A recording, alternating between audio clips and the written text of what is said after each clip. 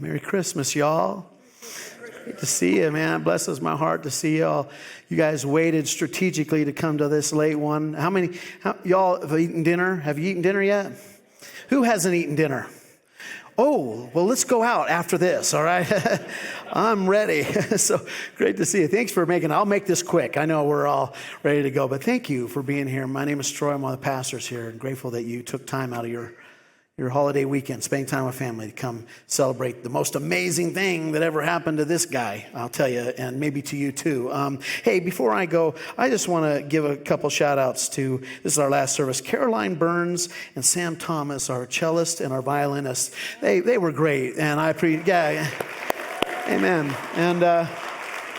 And also, Ben, our lead worship guy, and our team, they did a great job, man. So give them a hand, man. They did so much work to make this amazing service. And so one of the funnest things about Christmas, and I bet you never thought about this, is that it's that time of year when we as adults kind of do our best to try to inspire our children.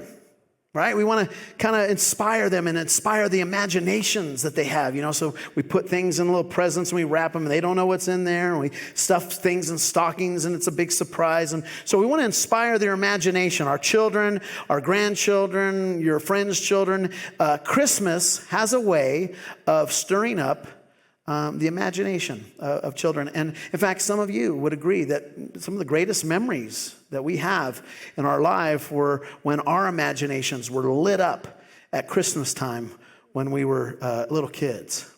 But here's the interesting thing. As grown-ups, it's easy for us to forget that everything surrounding the very first Christmas was literally unimaginationable. Is that a word? Can we? It was I'm going to use that. It was unimaginable. The events of the first Christmas, no one could have dreamed of what would happen. No one could have imagined that a virgin, peasant girl from Nazareth would have miraculously give birth to a baby. That was 100% completely unexpected and unimaginable. And then once that happened, of course, no one would have imagined that Mary's son would become, arguably the most famous person who ever lived. I mean, who could have saw that? And no one could have imagined the storyline of his life, that this little Jewish boy would grow up and become a threat to the Jewish religious system and the Roman Empire that was there. And no one would have imagined that he would be one day arrested and crucified for making claims about himself that were crazy. He was like, I am greater than Moses, and he made claims that he was greater than the temple, the big Jewish temple there. That was crazy. And you know this, not even his closest friends and not even his mother could have imagined that he would be raised from the dead. And that his movement would last longer than the empires that conspired to kill him. I mean, this is a fact of history. I mean, who could have predicted that the same Roman Empire that killed Jesus would one day eventually worship him as a god? Who could have imagined that? And of course, who could have imagined that the icon of this rabbi from Galilee would be a Roman cross, to which it would be recognized today everywhere and for generations to come. My point is that the whole story, let's face it, it was impossible. It's unimaginationable. It's unimaginable. And yet, here's the thing, you and I don't have to imagine it. We don't have to, because here we are. Here we are, regardless of what you believe or you don't believe about certain parts of the story. What is undeniable is that we are still here. The Church of Jesus Christ still exists, is still here. I mean, tonight, all over the world, in every country and every culture and every language, people are gathering and have been gathering for 2,000 years because they recognize Mary's son as the Son of God who came to earth to show us the way forward. I mean, that's mind-blowing. And so here's the thing that I don't want you to miss. Christmas is a perfect time for you and I to remember something that we often forget. At Christmas, we should remember that sometimes the unimaginable is actually possible. That the things that we can't even wrap our heart and mind around that we want are actually possible. That the impossible is possible. And so if you're a Christian here tonight, in the next few moments, what I want to do is I'm going to ask you to loan me your imagination as we together imagine something that seems unimaginable but is wonderful. And if you're not a Christian or you used to be a Christian, you should try to imagine this with us too. You should play along. Because if what we're about to imagine actually came to pass, if it actually happened, you would probably consider joining us in this little celebration that we're having tonight, or rejoining us, right? Because what we're about to imagine is probably the very reason that you have refused to identify with us in the first place. It's the reason why you've stayed out. And so I just want to encourage you to stick with me here because what I might say might be interesting to you, regardless of where your background is. And so before we use our imaginations, I want to take a quick moment to do a quick review. Over the last few weeks, we have been looking at one of Jesus's most controversial statements, one of the most offensive things that he said. And he said some offensive things. He said some stuff that was crazy. And this is also one of the most quoted things that he said. In John chapter 14, verse 6, he said, I am the way and the truth and the life.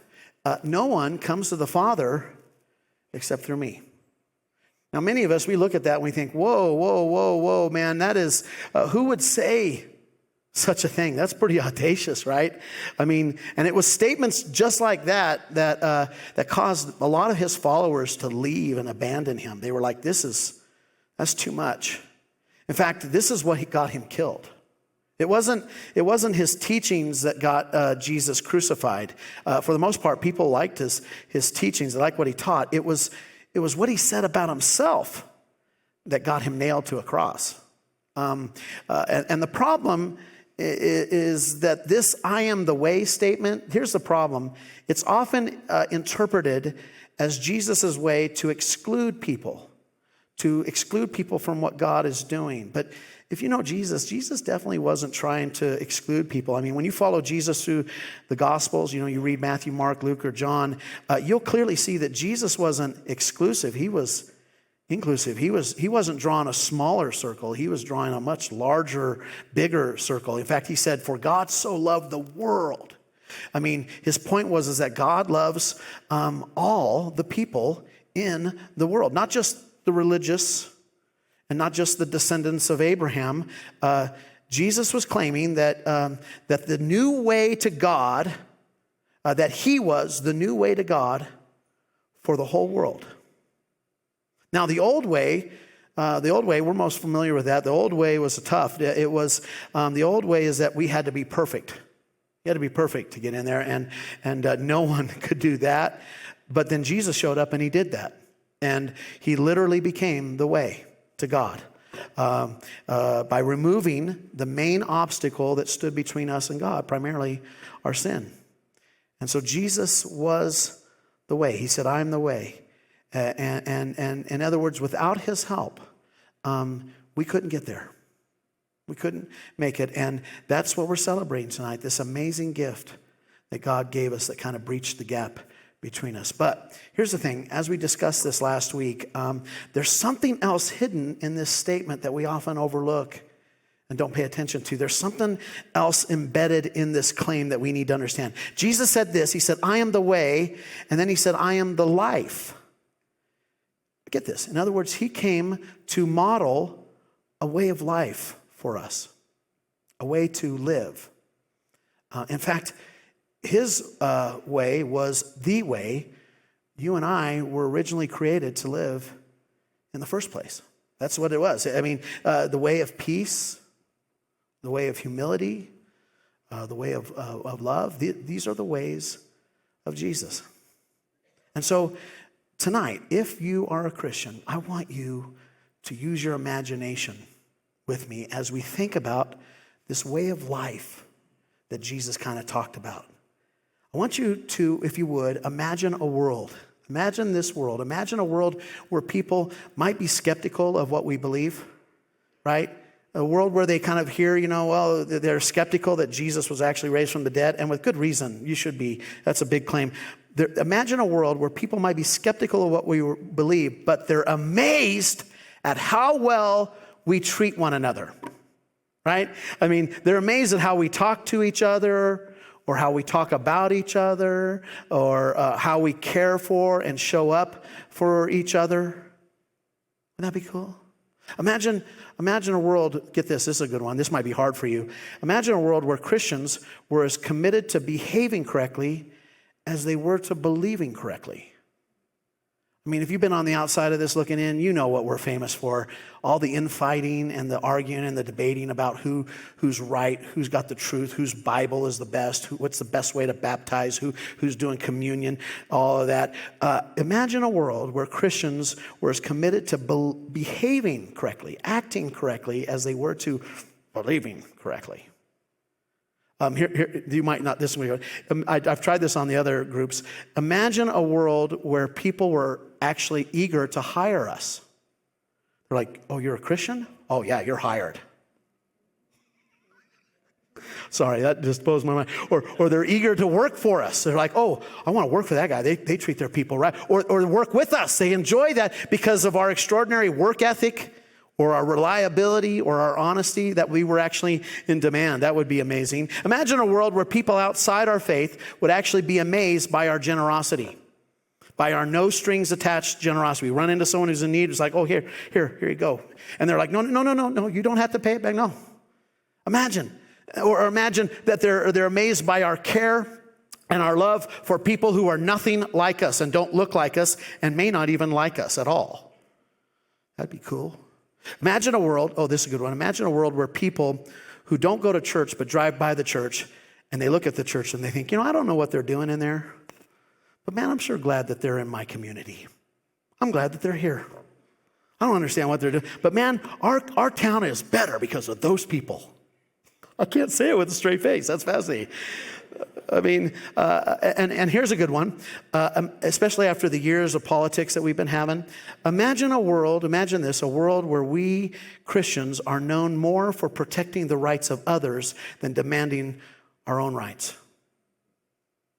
In short, what I'm trying to ask you to do is imagine a world where Christians actually embrace the way of Christ. I mean, maybe it's just me. But is that too much to imagine? I mean, at Christmas here, when we get together and we celebrate God becoming one of us to show all of us a new way to live, is it too much to imagine Christians reminding people of Christ? Now, if you're not a Christian, perhaps this is why you're not, right? I mean, it's not that you necessarily don't believe what we believe. It's just that you're not convinced that we believe it. Right? You just look at us and you're like, I don't know if you really, honestly, and sometimes I look at us and I'm not sure I'm convinced of it either. But what if we did? What if we actually lived that way and did those things? And it was that way. What would happen? What would our town and our world be like? Well, here's the good news. The truth is, this is the truth. The world that you and I just imagined together should not be unimaginable because it actually happened before. This isn't something it actually happened before. Once upon a time. Not like in a fairy tale. Literally once upon a time in history. The others first culture of the Christian church actually was out there, and it stood in sharp contrast to the me first world that it was born in. I mean, the early church, was born in a world where people, where compassion and generosity were actually seen as character flaws rather than virtues. That's true. The world that the church was born in was like where might determined who was right. Whoever had the most wealth and who had the most power, they made the rules. And that's still kind of true today. But back then in that world, that was a world where women were seen as property. And children were seen, as disposable. Many parents wouldn't even name their children for years because they weren't sure they'd be around. I'm just telling you that once upon a time in history, there were communities of Jesus followers who lived out the inconvenient, upside down way of Jesus. They actually lived it out. Now, in the beginning, it's true, there was a lot of skepticism towards Jesus' way, but eventually suspicion gave way to curiosity. People began to check it out and kind of, what's that all about? And as people began to follow the Prince of Peace, the peacemakers began to outnumber the peacekeepers. People from every level of society, this is true, history tells us that people from every strata of society began to flock to the Christian church. And what brought them together wasn't necessarily what the Christians believed, it was more about the way they behaved. They were like, whoa, that's different. I like that.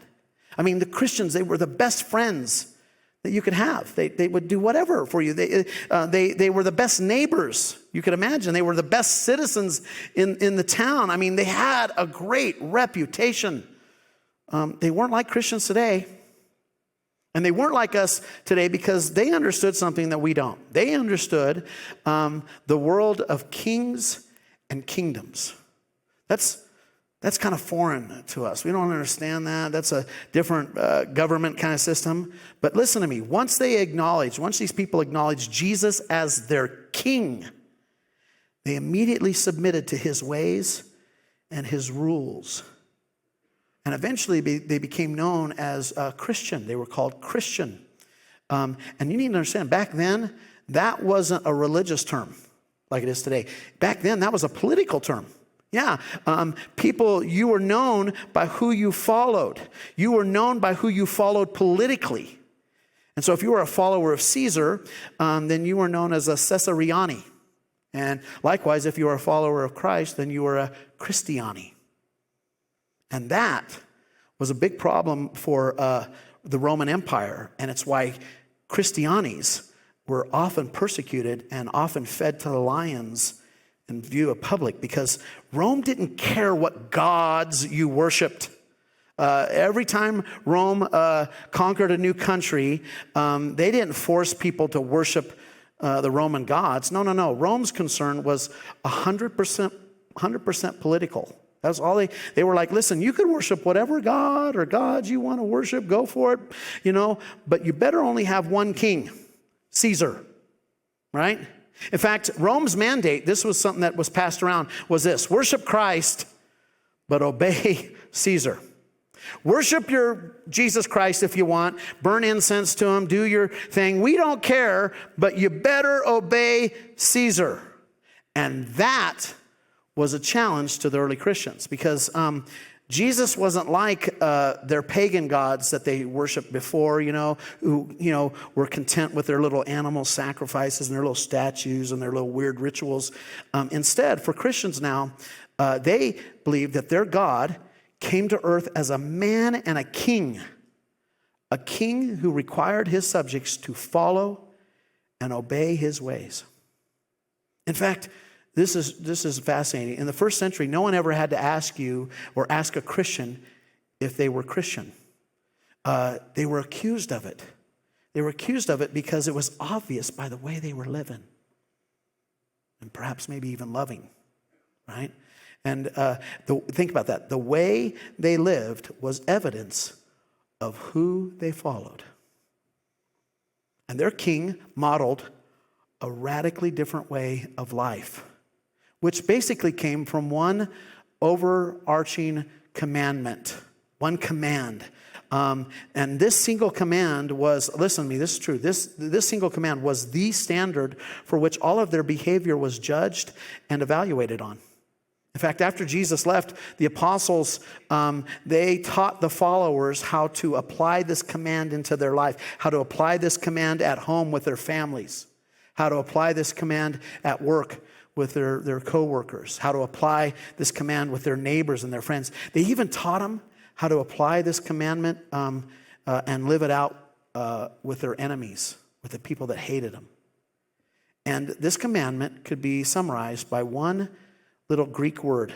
And in that culture, this word, I just want you to understand, it's a tiny word, and it was considered weak and passive and even effeminate.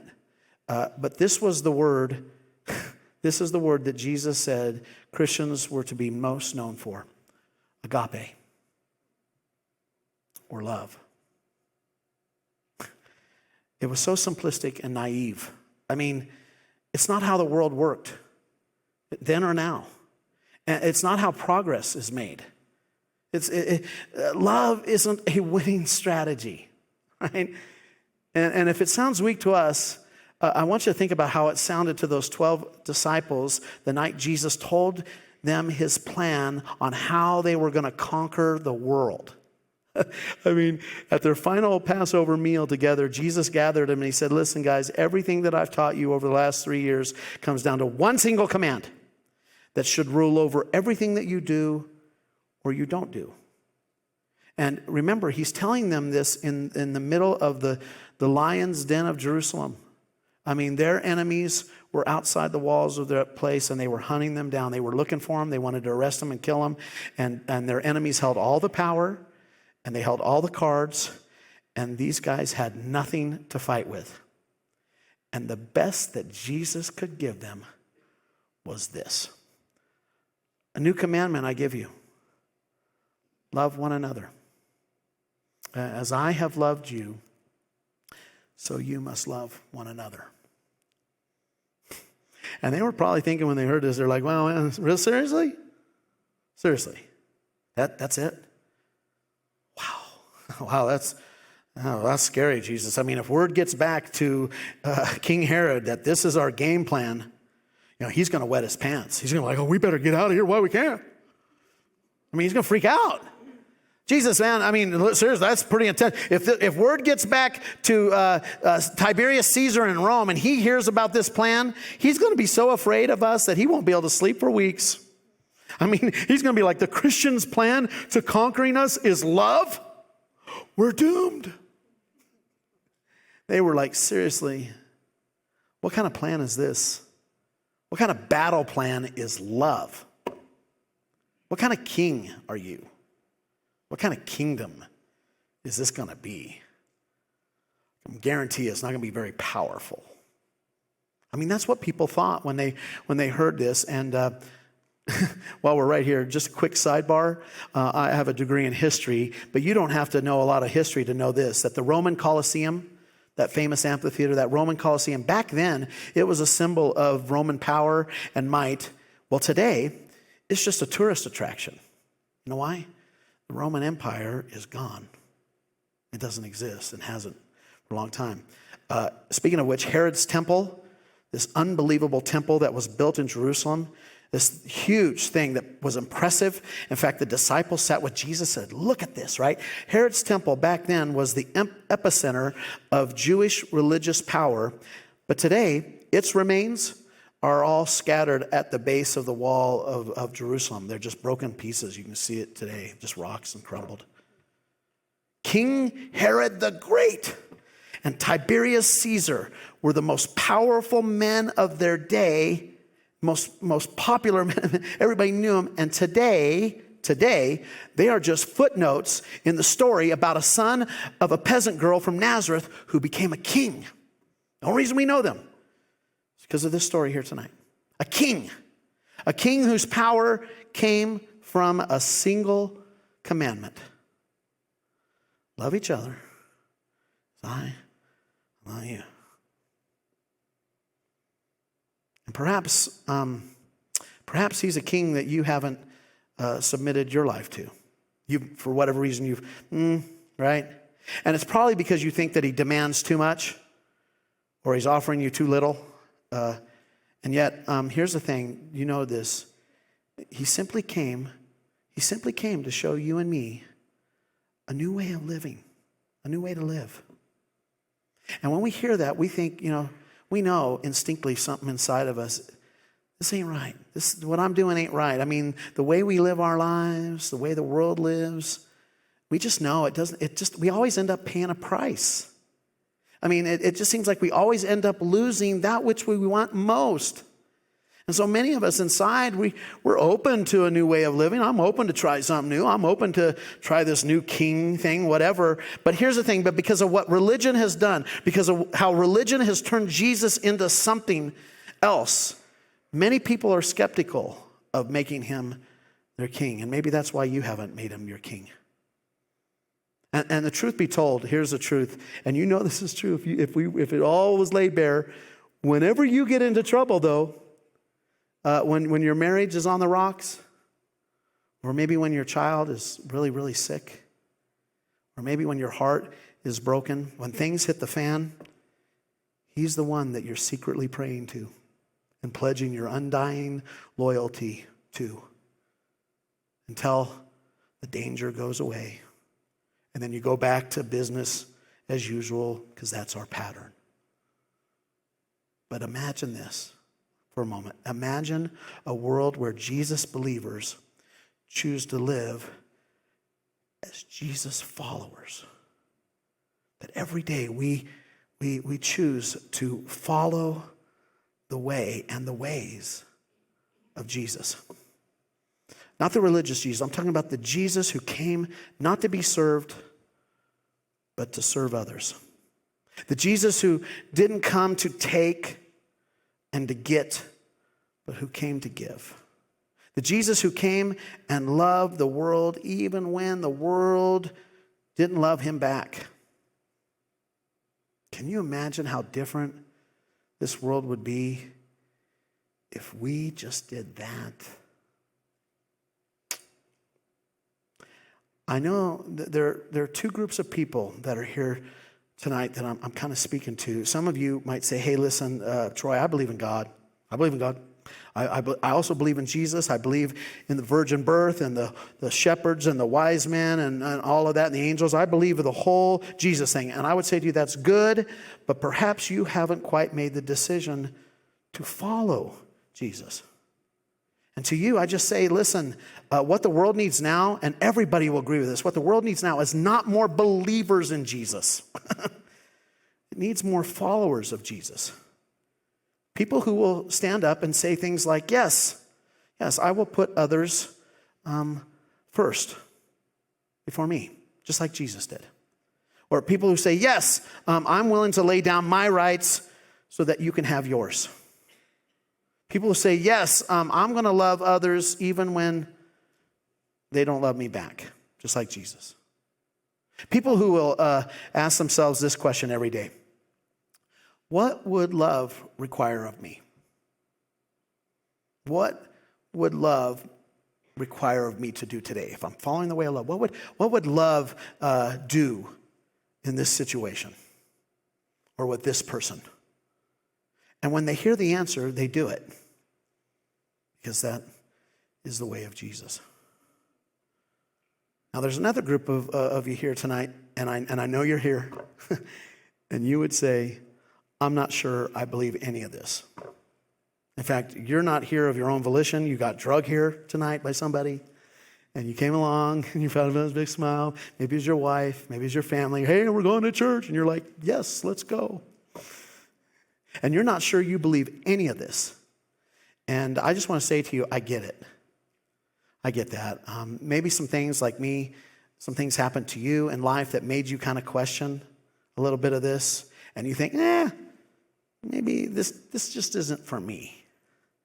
To you, I want to just say this, that regardless of what you believe or you don't believe, I think you would agree that this world definitely could use more love. You wouldn't disagree with it. You'd go, yeah, This world needs more love. Now, I'm not talking about more romantic love. I'm talking about more, real love. Unconditional, selfless, sacrificial love. The kind of radical, upside-down love that Jesus not only showed, but I think he invented, in my opinion. I mean, his kind of love was totally brand new to the world. And it is the kind of love, this is the kind of love I'm talking about. It's the kind of love that says that we are all made in the image of our God. All of us. And regardless of our past, or our failures, or our successes, or our bank account, and whether we are a Jew or a Gentile or a male or a female or a slave or a free person, we all have value. And we all have dignity. And we all need God's grace and forgiveness. That's the love I'm talking about.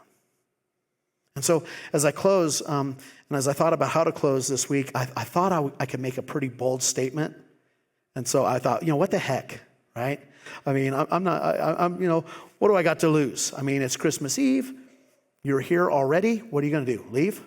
You're in a good mood? As long as I wrap this up quickly. I understand. I know the deal. All right, let me get through this. Here's what I want to say to you.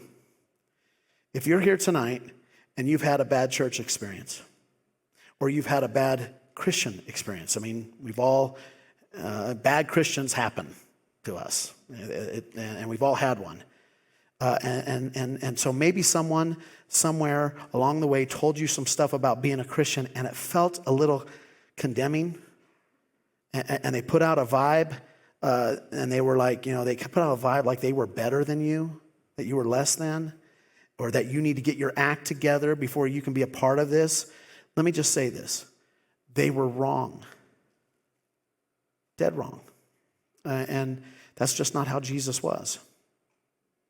And the reason that we're here tonight together is because 2,024 years ago, Jesus changed the world. And he didn't come and change it with a message of guilt and condemnation. It was a message of acceptance and unconditional, upside down, life-altering, history-changing love. That's how he did it. And that's why we here at this church and those who read the Gospels, we believe there's nothing better than following Jesus, following him. And so whoever you are or wherever you're from or for whatever reason that you're here right now in this little church in little town of Steamboat Springs, Colorado, I believe that right now, that God is looking down at us and he sees each one of us and he is saying something like this. Let's go. Come on. Please, let's go. Let's go change the world. We can change the world. It's in your power. Just drop that religion and that church baloney that you grew up with, and let's just go love. Let's just go love the heck out of this world. I almost said hell, but that would have been funny. Let's just go love people. I mean, love your wife tonight and your family that you're with. Love them. And your neighbors that you're sitting next to and these crazy Christians. In fact, heck, you should even love your enemies. And if you can do that, I guarantee that regardless of what you believe or you don't believe, if you will just follow Jesus' way of love, your world will change for the better. Your life will change for the better. Because Jesus wasn't just the way in the manger. He is the way to the life that you and I have always imagined it would be. Before we light our candles, I just want to read you something that Dr. Luke, the physician who investigated the story of Jesus, he wrote this so that we could know what happened. He said this, he said, so Joseph went up from the town of Nazareth in Galilee to Judea, to Bethlehem, the town of David, because he belonged to the house and the line of David. And it says this, it says that he went there to register with Mary, who was pledged to be married to him and was expecting a child. Little scandal. They did this out of order. Something happened, right? And it says this, while they were there, the time came for the baby to be born, And she gave birth to her firstborn, a son. And then I love this. Luke says this, that she wrapped him in cloths, literally rags, because they were poor. Jesus didn't come into this world with any advantage. He came at the lowest of the low, born in a hole in the ground in a cave. I've been there, Bethlehem. It's a shepherd's cave, not a barn. It's a cave. And it says this, that they placed him in a feed trough, a manger. Imagine that. The way in a manger.